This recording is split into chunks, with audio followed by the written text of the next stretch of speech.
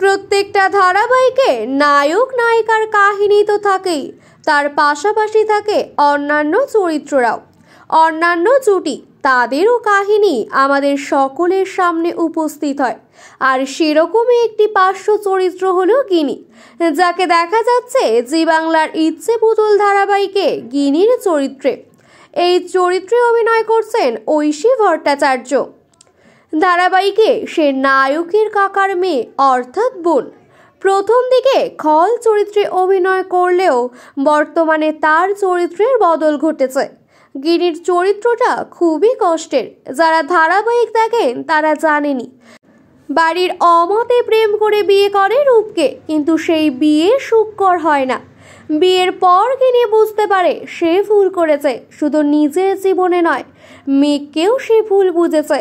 মেঘ প্রথম থেকে গিনিকে মানা করেছিল সে যা করেছে ভুল করেছে, কিন্তু মেঘকে অনেক অপমান করেছিল গিনি।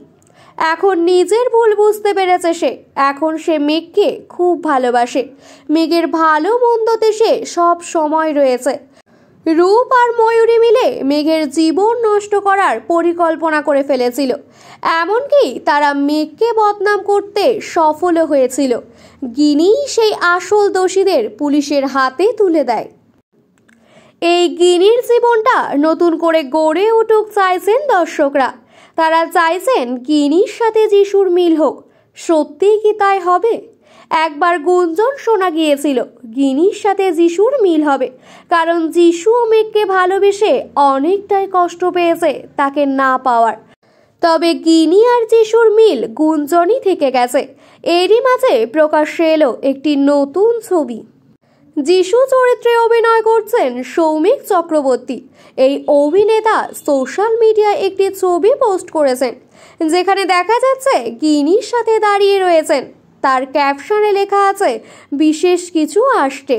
এই ছবি থেকে অনেকের মনে প্রশ্ন জাগছে, তাহলে কি গিনি আর যিশু এক হবে? এর উত্তর জানা যায়নি, সময় এলেই দেখা যাবে সম্পর্কের সমীকরণ কোন দিকে এগোয়।